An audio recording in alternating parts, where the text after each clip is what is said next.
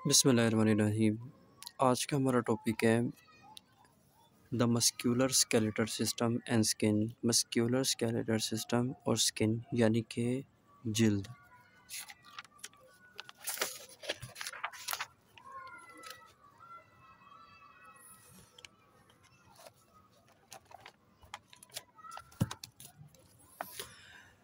इस चैप्टर को पढ़ने के बाद हम लोग वो कौन कौन से ऑब्जेक्टिव्स हैं जिनको हम लोग अचीव कर सकते हैं उसको हम डिस्कस कर लेते हैं। नंबर 1, मस्क्यूलर स्केलेटल सिस्टम और स्किन के बुनियादी मफ़हूम का अमली मुज़ाहिरा कर सकेंगे। मस्क्यूलर स्केलेटल सिस्टम क्या है, ये सिस्टम किस पर मुश्तमिल है, इस निज़ाम के बड़े काम कौन से हैं, इस निज़ाम के मुख्तलिफ़ हिस्सों के क्या काम हैं। नंबर 2, इंसानी जिस्म पर इस निज़ाम के अहम हिस्सों की निशानदेही कर सकेंगे।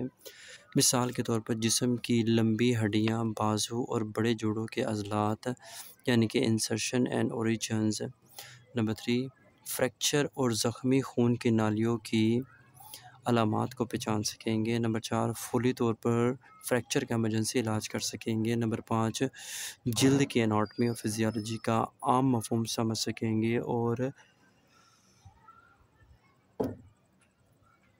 स्कैबीज़ जैसी जिल्द की बीमारी की पहचान कर सकेंगे।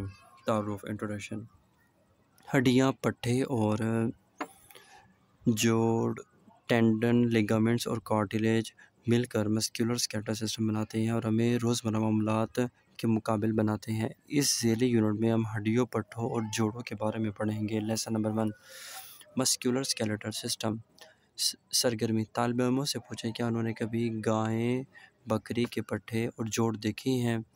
अगर देखना याद हो तो इन्हें इसे बयान करने के लिए कहें। हड्डियाँ, बोन्स। स्केलेटल सिस्टम एक मजबूत ढांचा होता है जो कि जिस्म को सहारा देता है। एक बालिग इंसान का मिसाली ढांचा 206 हड्डियों पर मुश्तमिल होता है। अगरचे ये तादाद मुख्तलिफ भी हो सकती है। मिसाल के तौर पर कई लोगों में एक पसली या रीढ़ का बोरा ज़्यादा होता है। जिस्म में सबसे ज़्यादा लंबी और सबसे ज़्यादा भारी हड्डी फेमर यानी रॉन की हड्डी होती है और सबसे छोटी हड्डी अंदरूनी कान में होती है जिसे स्टेपीज़ कहते हैं। ढांचा जिस्म को सीधा रखता है लेकिन एक ही हालत यानी फिक्स्ड नहीं रहता। ढांचा जिस्म को सीधा रखता है लेकिन एक ही हालत में यानी कि फिक्स्ड नहीं रहता। हड्डियाँ बच्चे की पैदाइश से पहले ही बनना शुरू हो जाती हैं। जब ढांचा शुरू में बनता है तो ये लचकदार कार्टिलेज पर मुश्तमिल होता है, लेकिन चंद हफ्तों के दौरान इस कार्टिलेज की जगह कैल्शियम फास्फेट और कोलेजन जमा होना शुरू हो जाते हैं। इन्हीं दो अज्जा से हड्डी बनती है। इस अमल को मुकम्मल होने में तकरीबन 20 साल लगते हैं। इंसानी ढांचा यानी कि एक्सियल ढांचा और अपेंडिकुलर ढांचा में तकसीम किया जाता है। इंसानी ढांचे को हम लोग 2 ढांचों में तकसीम करते हैं। नंबर 1 एक्सियल ढांचे में और नंबर 2 अपेंडिकुलर ढांचे में।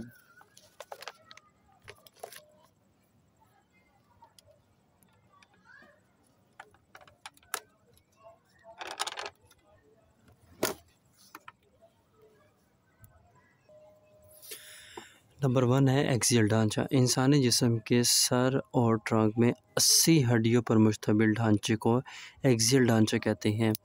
एक्सियल ढांचे का एक बड़ा मकसद वाइटल ऑर्गन्स की हिफाजत करना भी है। ये 5 हिस्सों पर मुश्तमिल होता है। नंबर 1 खोपड़ी, नंबर 2 अंदरूनी कान की हड्डी, नंबर 3 गले की बाइड बोन, नंबर 3 छाती यानी कि पसलियाँ, नंबर 4 है वर्टिब्रल, नंबर 5 है वर्टिब्रल कॉलम। अच्छा जी, उसके बाद है अपेंडिकुलर स्केलेटन। अपेंडिकुलर ढांचा 126 हड्डियों पर मुश्तमिल होता है जो कि हरकत को मुमकिन बनाता है और निज़ाम एनहज़ाम, यूरिनरी सिस्टम और निज़ाम तौलीद के अज़ा की हिफाजत करता है। ये 6 हिस्सों पर मुश्तमिल होता है। शोल्डर गर्डल, बाजू, हाथ, पेल्विक गर्डल, टांग और पाँव। इस डायग्राम में हमें ह्यूमन स्केलेटन दिखाया गया है जिसमें शो किया गया है। नंबर 1 पे स्कल, ये स्कल कहलाती है। मैक्सिला मैंडिबल ये कहलाती है। मैक्सिला ये वाला हिस्सा, मैंडिबल ये हिस्सा, वर्टिब्रा ये हिस्सा कहलाता है। स्कैप्यूला ये हिस्सा कहलाता है। ह्यूमरस ये वाली हड्डी कहलाती है। एल्बो ये हिस्सा कहलाता है। रेडियस इस हिस्से को कहते हैं। अल्ना इस हिस्से को कहते हैं। रिस्ट इस हिस्से को कहते हैं। क्लेविकल इस बोन को कहा जाता है। रिब्स इन हड्डियों को कहा जाता है। वर्टिब्रा इस हड्डी को कहा जाता है, सेंटर के दरमियान के ढांचे को। पेल्विस ये हड्डी कहलाती है। सेक्रम इस हड्डी को कहा जाता है। कार्पल इस हड्डी को कहा जाता है। फेरेंजिस इन हड्डियों को कहा जाता है, ये जो उंगलियों की होती हैं। पटीला गोडे की इस हड्डी को कहा जाता है। टार्सल्स इन हड्डियों को कहा जाता है। फेलेंजिस उंगलियों की इन हड्डियों को कहा जाता है। मेटाटार्सिस इस उंगलियों से पीछे की तरफ दरमियान में जो छोटी छोटी हड्डियों के जार होते हैं ऐसे कहा जाता है। फिबुला इस हड्डी को कहा जाता है। टीबिया इस हड्डी को कहा जाता है। नी इस हिस्से को कहा जाता है गोडे को। फ्यूमरस इस हड्डी को कहा जाता है।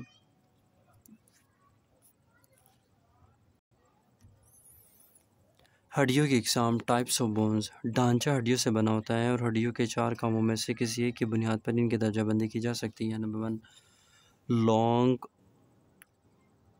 बाजू, ह्यूमरस, अल्ना, रेडियस और टांगों यानी कि फेमर, टीबिया, फिबुला की हरकत के लिए लिवर का काम करती है। हाथों और पाँव में मेटाकार्पल और मेटाटार्सस लंबी हड्डियाँ हैं।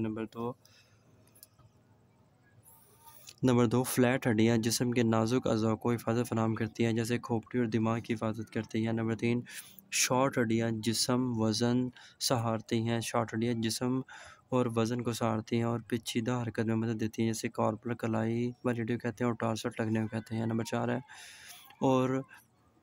और रेगुलर हड्डियाँ जिस्म को शक्ल फराहम करती हैं और कुछ हद तक हिफाजत भी फराहम करती हैं, जैसे चेहरे की हड्डियाँ और रीढ़ के मोहरे। ये बेकायदा हड्डियाँ होती हैं। अजान हो जाए उसके बाद आगे शुरू करते हैं। Major long bones of the limbs की अहम लंबी हड्डियाँ। नंबर 1 है अपर लिम्ब। ह्यूमरस बाजू में लंबी हड्डी होती है जो कि कंधे से कोहनी तक फैली होती है। अल्ना हड्डी फोर आर्म में छोटी उंगली की जानिब वाक़या होती है और रेडियस के मतवाज़ी होती है।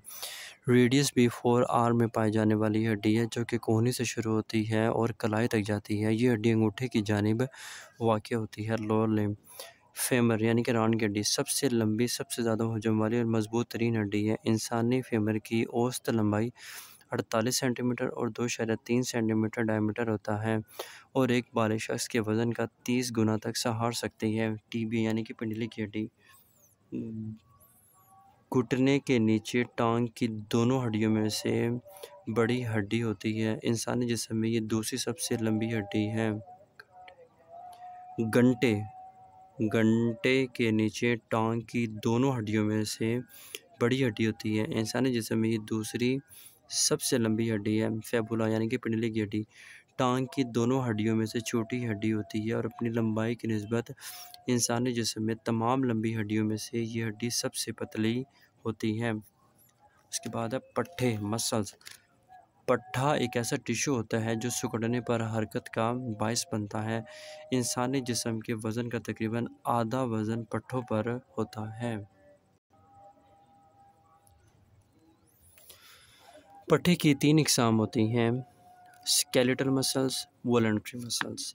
ये पट्ठों की वो किस्म है जिसे हम देख सकते हैं, महसूस कर सकते हैं। जब एक बॉडी बिल्डर अपने पट्ठों को मोटा करना चाहता है तो वो इन्हीं स्केलेटल मसल्स की वर्जिश करता है। इनको वॉलंटरी मसल्स से कहा जाता है कि ये इरादे से सिकुड़ते हैं। इसका मतलब ये है कि जब आप पट्ठे को सिकुड़ने का इरादा करते हैं तो आपको नर्वस सिस्टम ऐसा करने के लिए पैगाम देता है और टांगों, बाजू, पेट, छाती, गर्दन और चेहरे में अक्सर हड्डी के साथ टेंडन के साथ जुड़ा होता है। वॉलंटरी मसल्स आमतौर पर जोड़ों की सूरत में पाया जाता है। एक मसल हड्डी को एक सिमत में हरकत देता है तो दूसरा इसको मुखालिफ सिमत में हरकत देता है। ये मसल्स ढांचे को इकट्ठा जोड़े रखते हैं, जिस्म को ख़ास शक्ल फराहम करते हैं और रोज़मर्रा हरकत के लिए मददगार साबित होते हैं। स्मूथ या इनवॉलंटरी मसल्स। स्केलेटल मसल्स के बरक्स ये मसल्स हमारे इरादे के तहत काम नहीं करते बल्कि खुद कार नर्वस सिस्टम के तहत काम करते हैं। स्मूथ मसल्स निज़ाम खून की नालियों, सांस की नालियों और बच्चेदानी में पाए जाते हैं। स्मूथ मसल्स में फैलने की सलाहियत पाई जाती है और लंबे वक्त के लिए फैलाव बरकरार रह सकता है। स्मूथ मसल्स गैर इरादी तौर पर सिकुड़ते हैं, जिनका मतलब ये है कि आपके ना सोचने के बावजूद भी ये सिकुड़ता रहता है, क्योंकि आप खुद का नर्वस सिस्टम इन्हें कंट्रोल करता है। मिसाल के तौर पे आपके मैदे और आंतों के मसल्स सारा दिन सिकुड़ते रहते हैं और अक्सर औक़ात आपको एहसास भी नहीं होता कि निज़ाम में क्या हो रहा है। कार्डिक मसल्स दिल के पट्टे। कार्डिक मसल्स भी गैर इरादी पट्टे होते हैं। बनावट के लिहाज से ज़्यादातर स्केलेटल मसल्स से मिलते हैं, लेकिन सिर्फ दिल ही में पाए जाते हैं। दिल के खाने की दीवारें तकरीबन मसल्स फाइबर ही से बनी होती हैं। जब दिल धड़कता है तो इसकी ताकतवर कंट्रैक्शन खून को पंप करती है। जोड़ सरगर्मी। छोटे ग्रुप बनाकर जिस्म के मुख्तलिफ जोड़ों के मकाम के बारे में बहस करें। हरकत के नाम। जहाँ दो या दो से ज़्यादा हड्डियाँ आपस में मिलती हैं, इसे जोड़ कहते हैं। अनाटॉमी के लिहाज से जोड़ों की ग्रुपबंदी दर्ज झेल की जाती है। नंबर 1 हाथ के जोड़, नंबर 2 कलाई के जोड़, नंबर 3 कोहनी के जोड़, नंबर 4 एक्सिलरी जोड़, नंबर 5 स्टर्नोक्लेविक्युलर जोड़, नंबर 6 वर्टिब्रल जोड़, नंबर 7 टेम्पोरोमंडिब्युलर जोड़, नंबर 8 सैक्रोइलेक्ट जोड़, नंबर 9 कोल्हे के जोड़, नंबर 10 घुटने के जोड़, नंबर 11 पाँव के जोड़। Lesson number 2 muscular skeletal system की physiology of the muscular skeletal system. Number 1 है हड्डियाँ बोन। सरगर्मी क्या है? हड्डियों के ढांचे के अहम कामों के बारे में सोचें। हड्डियों का ढांचा दर्ज अहम काम सर अंजाम देता है। नंबर 1 शक्ल और सहारा। हड्डियों का ढांचा जिस्म को सहारा फराहम करता है और शक्ल को बरकरार रखता है। नंबर 2 हरकत। इंसानी जिस्म की अक्सर हड्डियाँ दूसरी हड्डियों से मिलकर जोड़ बनाती हैं, जिससे ढांचा लचीलेदार हो जाता है और हरकत भी मुमकिन हो जाती है। स्केलेटल मसल और जोड़ों के लिगामेंट्स भी हड्डियों के साथ लगे होते हैं। ये लीवर और पुलियों का काम करते हैं, जिससे स्केलेटल मसल्स और जोड़ों के लिगामेंट्स भी हड्डियों के साथ लगे होते हैं। ये लीवर और पुलियों का काम करते हैं, जिससे स्केलेटल मसल से हरकत मुमकिन हो जाती है। नंबर 3 है हिफाजत। हड्डियों का ढांचा इंसानी जिस्म के वाइटल ऑर्गन जैसे दिमाग, आँखें, दरमियानी और अंदरूनी कान, स्पाइनल कॉर्ड, फेफड़े, दिल, निज़ाम यूरिनरी सिस्टम और निज़ाम तौलीद की हिफाजत करता है। नंबर 4 है खून की खुलियात बनाना। खून के सुर्ख ज़र्रात और कुछ खून के सफ़ेद ज़र्रात लंबी हड्डियों के अंदर मौजूद गुदे में बनते हैं। नंबर 5 है स्टोरेज। हड्डियाँ कैल्शियम और फौलाद भी स्टोर करती हैं। उसके बाद आएगा हिंज जॉइंट। इन जोड़ों में सिर्फ एक किस्म में हरकत मुमकिन होती है, जैसे घुटने और कोहनियाँ। Pivot joints. इन जोड़ों में घूमने मुड़ने जैसी हरकत हो सकती है, जैसे सर की दाएं बाएं जानिब हरकत। Ball and socket joints. इन जोड़ों में सबसे ज़्यादा आज़ादाना हरकत मुमकिन है, जैसे कूल्हे और कंधों के जोड़। इन जोड़ों में एक लंबी हड्डी का गोल सिरा दूसरी हड्डी के खोखली कैविटी में जुड़ा होता है। सरगर्मी। अपने घुटने, कोहनियों, कूल्हे और कंधे के जोड़ों को हरकत दें और फ़र्क महसूस करें कि इनसे कौन सी हरकत होती हैं। अपने दोस्तों के मुशाहिदा से मुवाज़ना करें। इन हरकत के नाम भी सीखें। सोचें तो कंधे और कूल्हे के जोड़ बॉल एंड सॉकेट किस्म की जोड़ क्यों हैं? खोपड़ी के जोड़ गैर मुतल्लिक जोड़ क्यों हैं? मसल्स एंड पट्टे। मसल्स का बुनियादी काम मसल्स जिसे हम पट्टे भी कहते हैं। मसल्स का बुनियादी काम कंस्ट्रक्शन है, जिससे क़ुव्वत और हरकत पैदा होती है। कंट्रैक्शन गलत लिखा हुआ है, कंट्रैक्शन है, जिससे क़ुव्वत और हरकत पैदा होती है। वॉलंटरी और इनवॉलंटरी हरकत मसल्स ही सरअंजाम देते हैं। इनवॉलंटरी हरकत बहुत ज़्यादा हैं और ज़िंदगी की बका के लिए ज़रूरी हैं, जैसे दिल का धड़कना और निज़ाम की हरकत और खून को धकेलती हैं। वॉलंटरी मसल जिस्म को हरकत देने के लिए इस्तेमाल होते हैं। मिसाल के तौर पर जब आप अपने बाइसेप्स मसल्स को इस्तेमाल करते हुए हरकत का सोचते हैं, तो आपका दिमाग एक हिसाब के ज़रिए आपके बाइसेप मसल को सिकुड़ने के लिए सिग्नल भेजता है। मसल से पैदा होने वाली क़ुव्वत कम और बेश हो सकती है। मसल थोड़ा या ज़्यादा सिकुड़ सकता है, जिसका इन्हिसार असाब के ज़रिए आने वाले सिग्नल्स पर होता है। वॉलंटरी मसल्स का सिकुड़ाव ऐसे हो सकता है जैसे उंगलियों की हरकत से कमीज़ के बटन बंद करना, या ये सिकुड़ाव ऐसा भी हो सकता है जैसे घुटने के जोड़ को सीधा करते हुए रान के क्वाड्री स्पेस मसल्स का सिकुड़ना। कार्डिक मसल्स जो कि गैर इरादी मसल है, इसका ताल्लुक दिल की कंट्रैक्शन के साथ होता है। दिल की यह हरकत ज़िंदगी भर जारी रहती है। सरगर्मी वॉलंटरी और इनवॉलंटरी हरकत की दूसरी मिसालों पर बहस करें। जॉइंट्स जोड़ जिस्म को हरकत और सहारा फराहम करने के लिए बने होती हैं। हरकत के लिहाज से जोड़ों की दर्जाबंदी की जा सकती है। नंबर 1 है गैर मुतहर्रिक जोड़। ये जोड़ हरकत नहीं कर सकते। मिसाल के तौर पर इंसानी खोपड़ी हड्डियों से बनी होती है और इन हड्डियों के दरमियान बनने वाले जोड़ गैर मुतहर्रिक होते हैं। इन गैर मुतहर्रिक जोड़ों ही की वजह से दिमाग की हिफाजत मुमकिन हो सकती है। दूसरी मिसाल जबड़े की हड्डी और दांतों के दरमियान बनने वाली जोड़ों की है। नंबर 2 है पार्शियली मूवेबल जॉइंट्स। ये जोड़ कुछ हरकत कर सकते हैं। ऐसे जोड़ वर्टिब्रल कॉलम में पाए जाते हैं। रीढ़ का मोरा अपने से एक मोरा ऊपर और नीचे की निस्बत हरकत कर सकता है और मजमूई तौर पर हरकत वर्टिब्रल कॉलम को लचीदार बनाती हैं। नंबर 3 है असदाना मुतहर्रिक जोड़ फ्रीली मूवेबल जॉइंट्स। ये जोड़ हर तरह के कर सकते हैं। जिस्म के बड़े जोड़े जैसे कूल्हे, कंधे, कूहनी, घुटने, कलाई और टखने के जोड़ असदाना हरकत कर सकते हैं। इन जोड़ों में एक ख़ास फ्लूइड होता है जो इन जोड़ों को लुब्रिकेट करता है, जिससे इनकी हरकत आसान हो जाती है। असदाना मुतहर्रिक जोड़ों की 3 अक़साम हैं जो कि इरादी हरकत में अहम किरदार अदा करते हैं। उसके बाद आएगा लेसन नंबर 3 डिजीज़ स्टेट क्या है।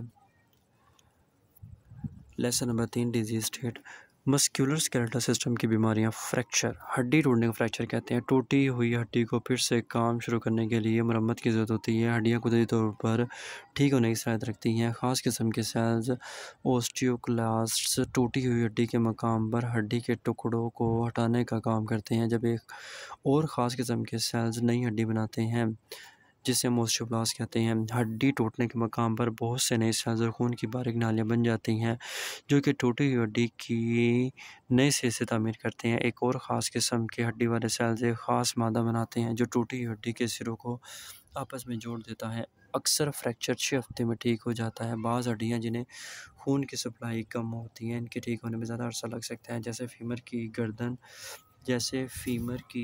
और टीबिया का निचला सिरा। फ्रैक्चर ठीक होने की अहम अवामिल में से एक ग़िज़ाइयत भी है। टूटी हुई हड्डी के ठीक होने का इन्हिसार कई बातों पर होता है। इनमें से अहम ग़िज़ाइयत और हड्डी की मुनासिब खून की सप्लाई है। इसलिए ज़रूरी है कि भरपूर ग़िज़ाइयत वाली खुराक इस्तेमाल की जाए ताकि हड्डी ठीक होने का मरहला दुरुस्त तरीके से मुकम्मल हो सके। फ्रैक्चर की अलामत sign and symptoms of fracture चोट लगने के दौरान चटकने या करकराहट की आवाज़ सुनाई देना, ज़ख्मी जगह के गिर्द सूजन, नीलगू निशान या धकन हो सकती है। ज़ख्मी जगह की शक्ल बिगड़ जाती है। शदीद हालत में टूटी हुई हड्डी जल्द से बाहर निकली हुई होती है। फ्रैक्चर वाले मरीज़ का इलाज करते वक्त आपको फौरी तौर पर क्या करना चाहिए। Immediate things you should do when managing a patient with a fracture. मरीज़ को हरकत ना दें अगर मरीज़ के सर गर्दन का शदीद चोट लगी हुई है। टूटी हुई हड्डी जल्द से बाहर निकल आए। साफ घास पैड या मोटे कपड़े से जगह को दबाए रखें और मरीज़ को हंगामी वार्ड पहुँचने तक लिटाए रखें। ज़ख्म को धोए मत और ना ही हड्डी के टूटे हुए सिरे को अंदर घुसाने की कोशिश करें। दर्द से फौरी इक़दाम पर अमल करके कम शदीद ज़ख्मों की बहाली सेहत के लिए कोशिश करें। नंबर 1 ज़ख्मी हिस्से से कपड़े उतार लें। कपड़े खींचने की कोशिश ना करें बल्कि कपड़ों को कैंची से काट कर उतार दें ताकि मरीज़ को ज़्यादा दर्द ना हो। आइस पैक कपड़े में लपेट कर लगाएं। नंबर 3 ज़ख्मी जगह पर आर्ज़ी स्प्लिंट ऐसा लगाएं कि ज़ख्मी हिस्से की जो भी हालत हो इसी हालत में रहने दें। ज़ख्मी हिस्से के गिर्द नरम पैड लगाएं। फिर ज़ख्मी हिस्से के गिर्द अखबार की तह या गत्ता हिस्सा लगाएं कि ज़ख्म से नीचे और ऊपर वाले जोड़ के ऊपर तक हो। स्प्लिंट को मजबूत करने के लिए इस पर टेप लगा दें। मरीज़ को खाने पीने ना दें, शायद ऑपरेशन की ज़रूरत पड़ जाए। सरगर्मी तालिब इल्मों से कहें कि वह जोड़े बना रहे और डिस्पेंसर का रोल अदा करे और दूसरा शख्स का रोल अदा और दूसरा उस शख्स का रोल अदा करे जो क्लोज्ड फेमर फ्रैक्चर्स के साथ आया है। मुहैया कदम ट्रेस में करते हुए डिस्पेंसर टूटी हुई हड्डी का फौरी इलाज करके दिखाता है। अब इस किरदार को बदल लें।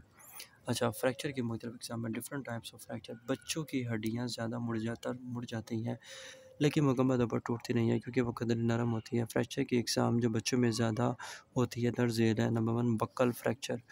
इस फ्रैक्चर में हड्डी एक जानिब मुड़ जाती है, थोड़ा सा बार पैदा करती है लेकिन दूसरी तरफ टूटती नहीं है। Green skit fracture. इस किस्म में हड्डी एक तरफ से टूट जाती है जबकि दूसरी तरफ से मुड़ जाती है। बिल्कुल ऐसे ये जैसे दरख्त की सब्ज शाख को मोड़ने की कोशिश की जाए, बालकों की हड्डियों के मुकम्मल टूटने का इम्कान ज़्यादा होता है। मुकम्मल फ्रैक्चर ज़ेर हो सकते हैं। नंबर 1 है क्लोज फ्रैक्चर। इस फ्रैक्चर में जल्द को नुकसान नहीं पहुंचता। ओपन या कंपाउंड फ्रैक्चर, ऐसा फ्रैक्चर जिसमें टूटी हुई हड्डी के सिरे जल्द में से बाहर निकल आते हैं। इस फ्रैक्चर में इन्फेक्शन होने का इम्कान ज़्यादा होता है। नॉन डिस्प्लेस्ड फ्रैक्चर, ऐसा फ्रैक्चर जिसमें हड्डी टूट जाती है लेकिन हड्डी के टूटे हुए टुकड़े एक ही सीध में होते हैं। डिस्प्लेस्ड फ्रैक्चर, ऐसा फ्रैक्चर जिसमें हड्डी टूट जाती है और हड्डी के टुकड़े एक सीध में नहीं रहते। इस फ्रैक्चर के इलाज के लिए ऑपरेशन करना पड़ता है ताकि टूटे हुए हड्डी के टुकड़े एक ही सीध में आ जाएं। दूसरे आम तौर पर पाए जाने वाले फ्रैक्चर द ज़ेर है। नंबर 1 है हेयरलाइन फ्रैक्चर, हड्डी में बाल की तरह बारीक फ्रैक्चर। सिंगल फ्रैक्चर, हड्डी एक जगह से टूट जाना। सेगमेंटल फ्रैक्चर, एक ही हड्डी का दो या दो से ज़्यादा जगहों से टूट जाना। इब्तदाई तबी इमदाद, हड्डी की हरकत को रोकने के लिए स्प्लिंट लगाना ज़रूरी होता है ताकि ठीक हो सके। स्प्लिंट टूटी हड्डी को सहारा फराहम करता है और बाद अज़ा इसको रीएडजस्ट भी किया जा सकता है। स्प्लिंट लगाने के लिए 10 एकदम मत की जाती है। नंबर 1, सबसे पहले कॉटन की तह रखाई जाती है, फिर रुई के ऊपर स्प्लिंट लगाया जाता है। स्प्लिंट सख्त प्लास्टिक, धात, प्लास्टर ऑफ पेरिस या फाइबर ग्लास हो सकता है। स्प्लिंट को ज़ख्मी जगह पर आरामदेह तरीके से लगाया जाता है। नंबर 3, फिर कपड़े से स्प्लिंट को दूसरी जगह पर रखा जाता है। नंबर 4, जब स्प्लिंट लग जाए तो मरीज़ को चाहिए कि स्प्लिंट वाले हिस्से को तकिए पर चंद दिन के लिए ऊंचा रखें ताकि सोजिश कम हो जाए। ताहम अक्सर टूटी हुई हड्डियों के लिए कास्ट की ज़रूरत पड़ती है। कास्ट टूटी हुई हड्डी के गिर्द चारों तरफ लगाया जाता है ताकि हड्डी हरकत ना करे और ठीक हो जाए। हड्डी ठीक होने पर कास्ट उतार लिया जाता है, इसलिए 2 तब मुश्तमिल पट्टी इस्तेमाल की जाती है। नरम रुई की तह जल्द पर लपेटी जाती है और इसके ऊपर सख्त तह चढ़ाई जाती है जो हड्डी को हरकत करने से रोकती है। कास्ट दर्ज झेल के बने हुए हो सकती हैं। प्लास्टर पेरिस, ये भारी सफ़ेद पाउडर होता है, पानी मिलने पर गाढ़ा पेस्ट बना लेता है जो कि तेज़ी से सख्त हो जाता है।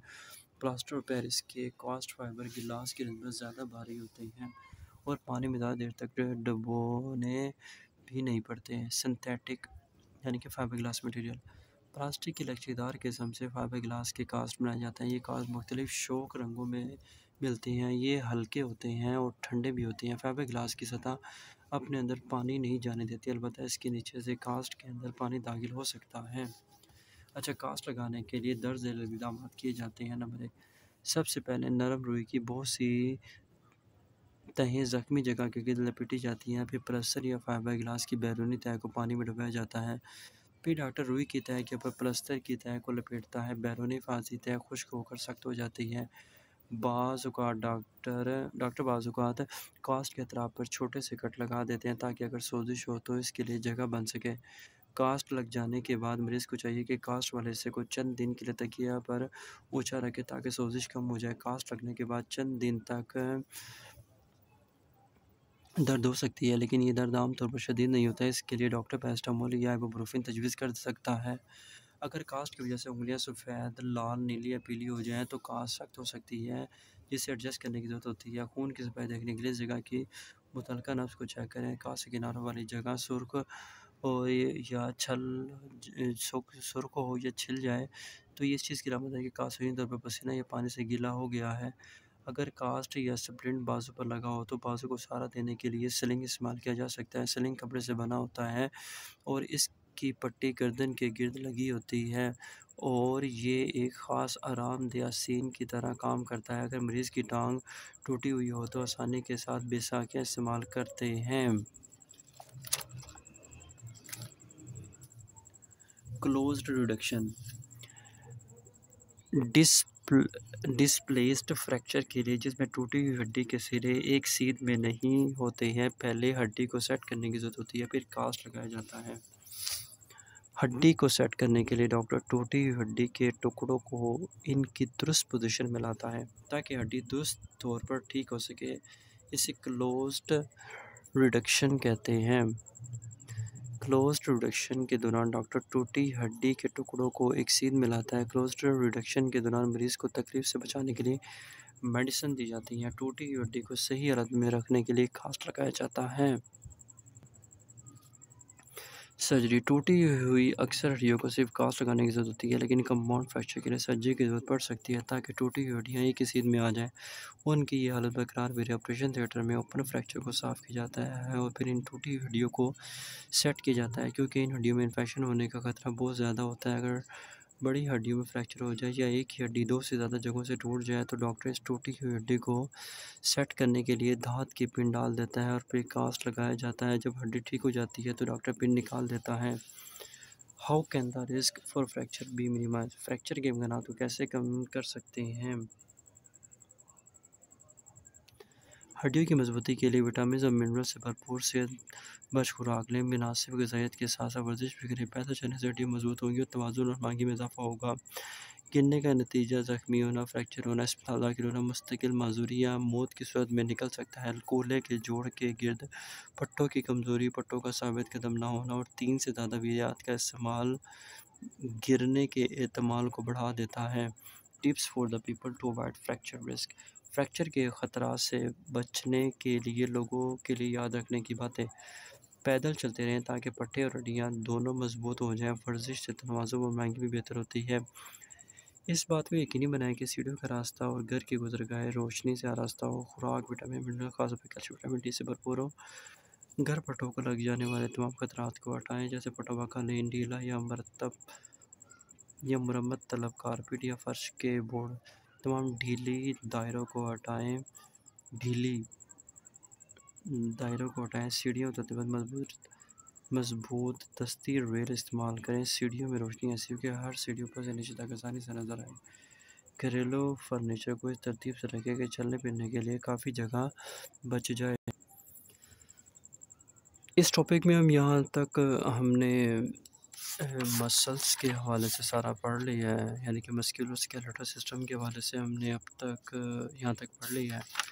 आगे कुछ सरगर्मियाँ हैं, कुछ डायग्राम्स हैं और फिर अपना टॉपिक शुरू हो जाता है जिल्द के हवाले से। तो जिल्द के हवाले से हम एक दूसरी वीडियो में इस लेक्चर को आगे कंटिन्यू करेंगे।